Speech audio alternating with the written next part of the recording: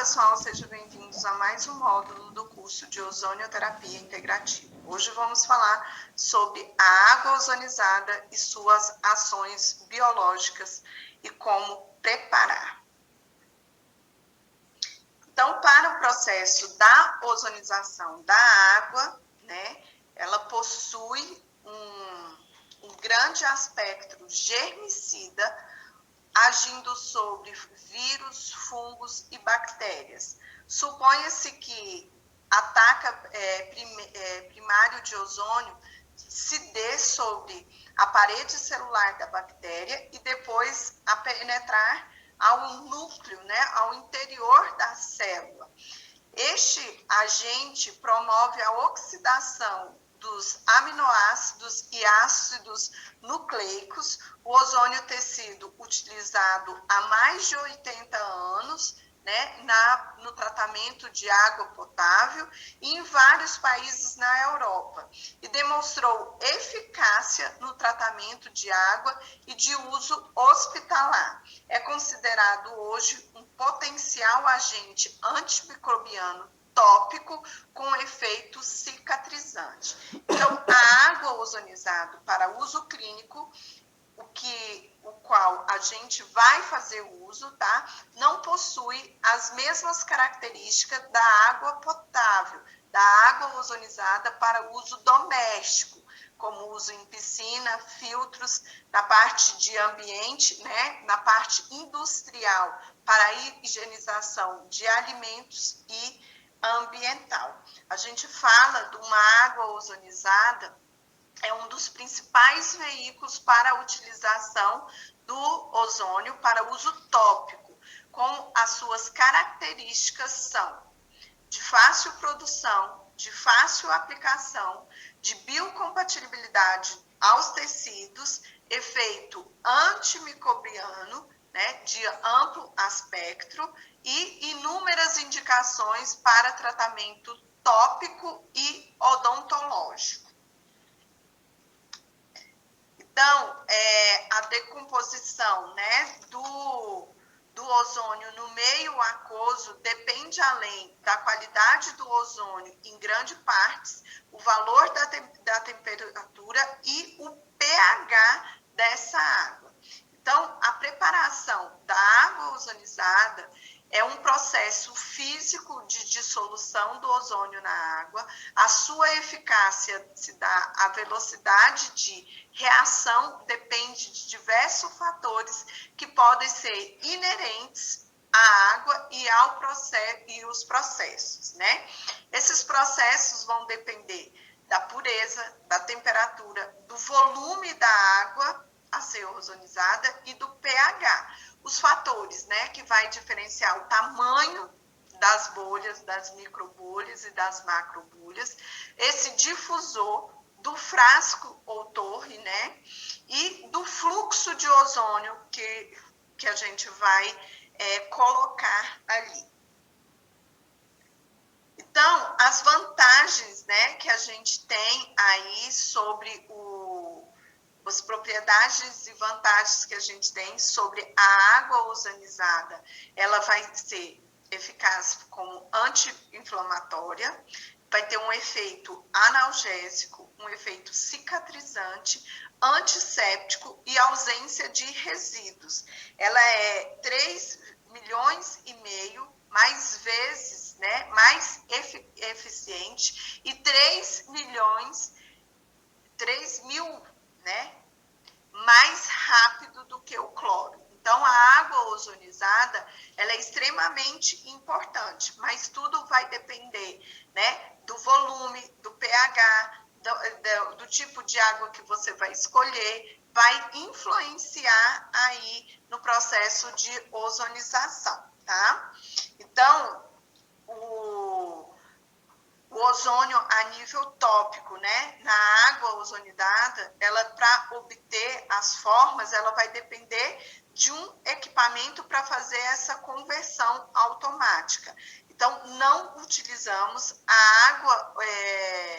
água natural e nem o oxigênio ambiental, porque estamos falando de uso na parte clínica. Então, aqui a gente tem um paper onde foi utilizado o ozônio, a água ozonizada, para a desinfecção de máquina de hemodiálise, tá? Aonde chegou, né, esse estudo teve um amplo de desinfecção interna na máquina, aonde conseguiu eliminar, né, as bactérias ali, sendo feita na comparação com o ácido peroxítico, aonde teve grandes resultados. Ele foi melhor do que o ácido peracético.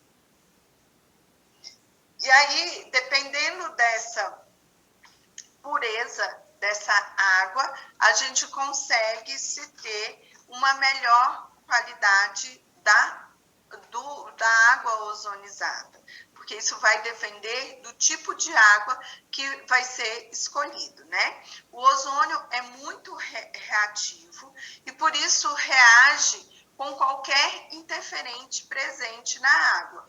Por exemplo, os resíduos minerais. Para uso clínico, para uso terapêutico, sendo utilizado a água mais pura possível, para justamente não ocorrer ali o risco de reação, né, dessa água e levar um produto químico, né, para o seu paciente.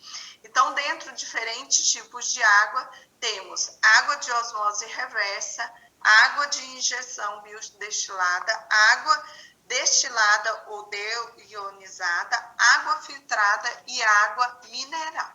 Na apostila de vocês tem os diferentes tipos de água. O que é mais indicado para sendo utilizado para o uso clínico é a água de osmose reversa, onde ela tem um padrão ouro aí.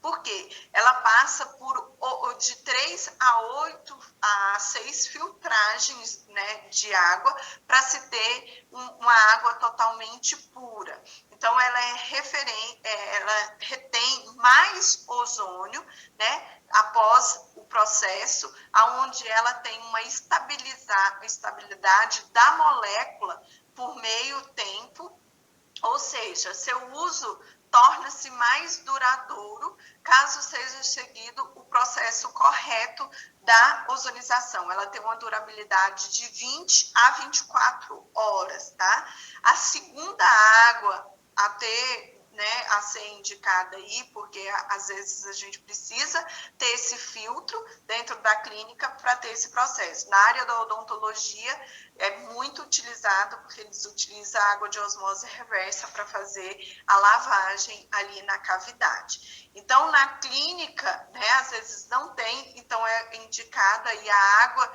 de injeção ou a água biodestilada, onde ela retém um pouco menos o ozônio, mas ainda é indicado com bons parâmetros, tá?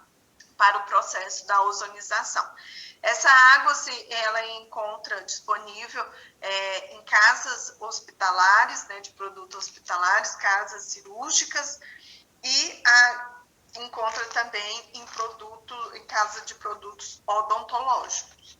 Ela é mais indicada do que as outras águas, tá?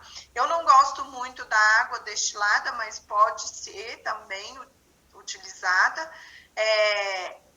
Ela não é uma água extremamente pura, então a durabilidade do ozônio nesse tipo de água vai ser menor. A água filtrada não é indicada, porque ela tem muito metal pesado, tá? E compostos orgânicos que vão reagir ali, e aí vai ter uma reação e vai formar ácido nítrico, e ácido nítrico não é bom para o nosso corpo. Então, às vezes, você utilizar uma água mineral para fazer uma lavagem de uma ferida, você pode estar contaminando aquela ferida e não ter muitos resultados. Então,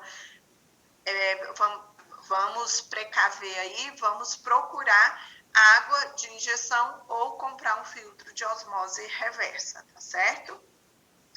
E aí, a temperatura também vai influenciar nesse processo de ozonização da água, tá? A água, quanto mais gelada, melhor é, porque o ozônio ele não é altamente reativo e instável, ele não dura mais em temperaturas mais frias, então o ozônio é parcialmente solúvel em água e assim como a maioria dos gases, aumenta a sua solubilidade e estabilidade à medida que a temperatura decresce. Então, quanto a temperatura mais baixa, mais durabilidade eu tenho do ozônio ali. Então, a temperatura também determina o tempo de atividade da água.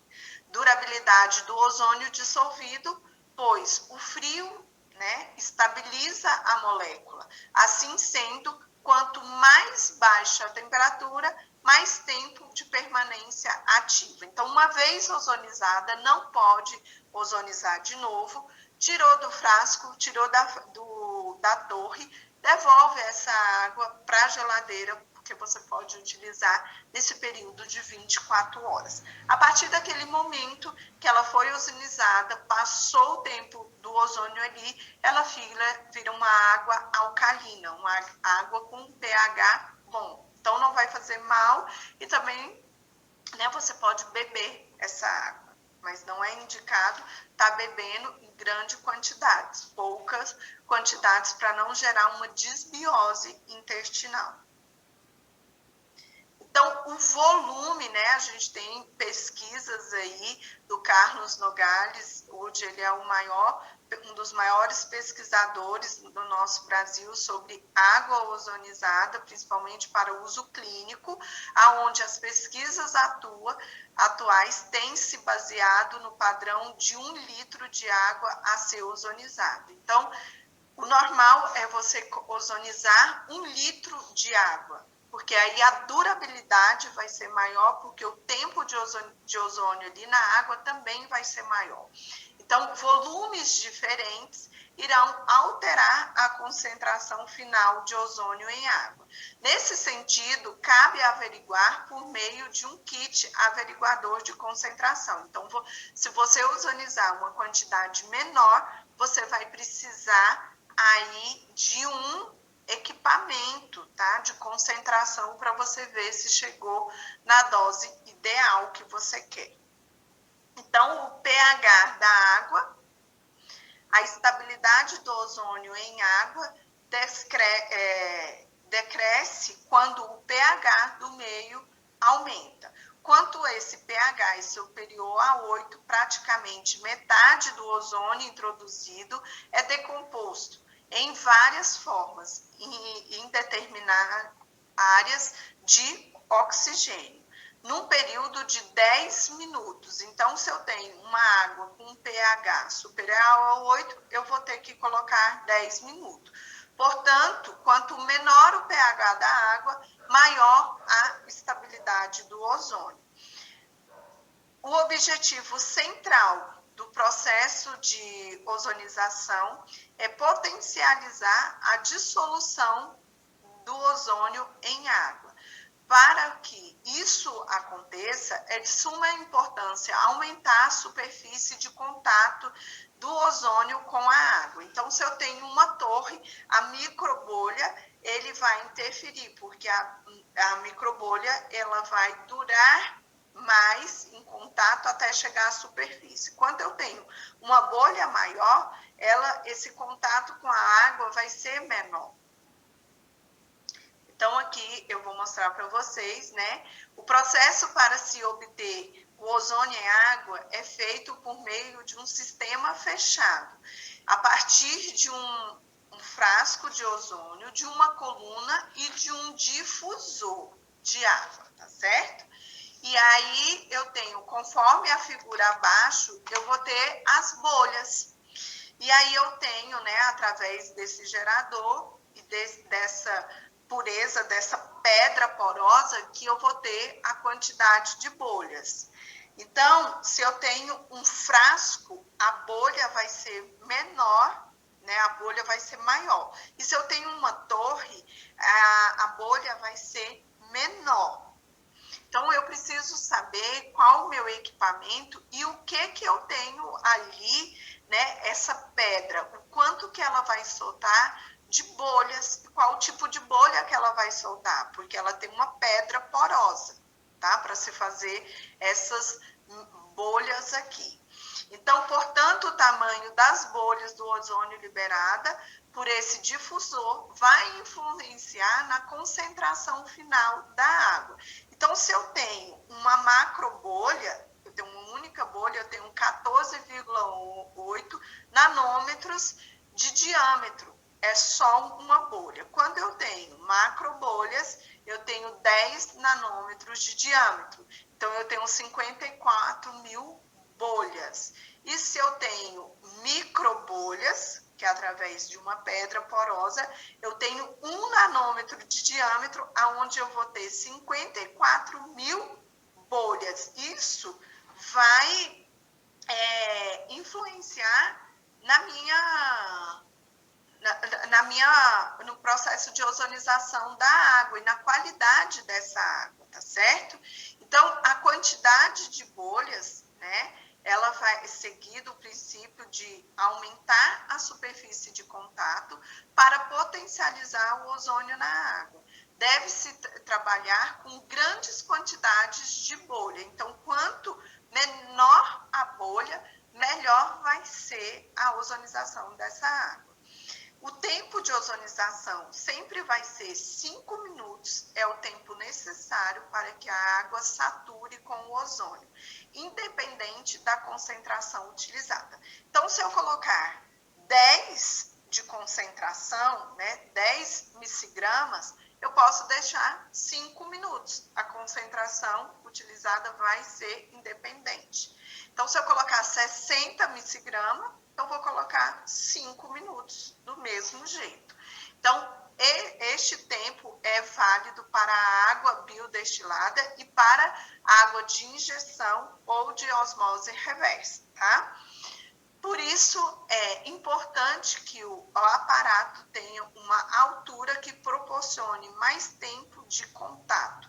Então, numa torre, o tempo de contato com a água, né, da bolha com a água, vai ser maior do que no frasco. Então, isso vai interferir. Por esse motivo, uma informação importante é que a coluna deve ser sempre ozonizada, cheia, tá? Porque a quantidade de água vai ser maior e o tempo de durabilidade dessa macrobolha ali também vai ser maior, tá? Em contato com a água, para se fazer a transferência da fase. A ozonização com metade da capacidade, no mesmo tempo e na mesma concentração, tem menor transferência da fase, menor concentração. Então, se eu tenho um frasco, eu tenho menos durabilidade da bolha ali. Eu tenho a mesma concentração, mas a quantidade de bolha em contato com a água vai ser menor. E aí, o que a gente tem que ficar claro aí pra gente é porque eu preciso de um equipamento medicinal aonde ela vai passar por esse gerador de ozônio, né? Aí vai ter a mangueira específica aonde ela vai ser ligada aqui no gerador para gerar, onde ela vai jogar esse oxigênio para dentro da coluna ou do frasco, e aí vai ter um catalisador que vai ser um destrutor desse oxigênio para devolver, ou desse ozônio para devolver como oxigênio. Então, a torre e o frasco, ela precisa estar totalmente vedada. A gente não pode sentir o cheiro, porque senão a gente vai estar sentindo, inalando esse ozônio. Tá? Então, por isso que precisa ter esse destrutor, esse catalisador para devolver o oxigênio e para não estourar esse frasco ou essa coluna, tá? É muito importante que seja um gerador de oxigênio medicinal que funciona através do fluxo de oxigênio em um ranger terapêutico. Então, independente, né? Eu vou encher a minha coluna, onde ela cabe 1 litro ali, vou colocar 60 minutos em 5 minutos. E aí, depois desse tempo, eu vou desligar e vou tirar tirar ali a minha água, tá? O catalisador já vai devolver oxigênio para o ambiente. Então, através desse formato aí, eu tenho essa formação de água ozonizada. Ela passa por esse processo, certo? E aqui eu tenho um outro paper onde existem estudos científicos que comprovam e que relatam, né, a excelência da ação antimicrobiana e de biocompatibilidade da água ozonizada, desde que seja realizado o processo correto da ozonização, levando em consideração todo o universo de fatores que interferem nele diretamente. Então, eu tenho um outro paper aqui, onde utiliza, né, foi utilizado, visto aí, a parte anti-inflamatória da água ozonizada, né, onde foi administrado local, tá, a água ozonizada ali, lavando, né, a ferida, numa água ozonizada diretamente em tumor, indicado a necrose e a inibição de proliferação de células tumorais. Os resultados indicaram que a água ozonizada não afeta o tecido sadio, ela atua apenas sobre o tecido tumoral pela necrose induzida, né, seletivamente. Há um processo que esse fenômeno ocorre pelo ROS, pela produção de espécie reativa de oxigênio. Então, ela vai devolver oxigênio ali, desinflamando esse tumor, tá certo? Vou compartilhar com vocês esse paper, esses 2 artigos, tá? E mais outros artigos, onde eu também vou passar um vídeo do processo da ozonização da água, como fazer a água ozonizada. Então, a frase que eu quero deixar para esse módulo para vocês: comprometa-se com as suas metas e encare os obstáculos como etapas para atingir o objetivo final. Então, vejo vocês no próximo módulo.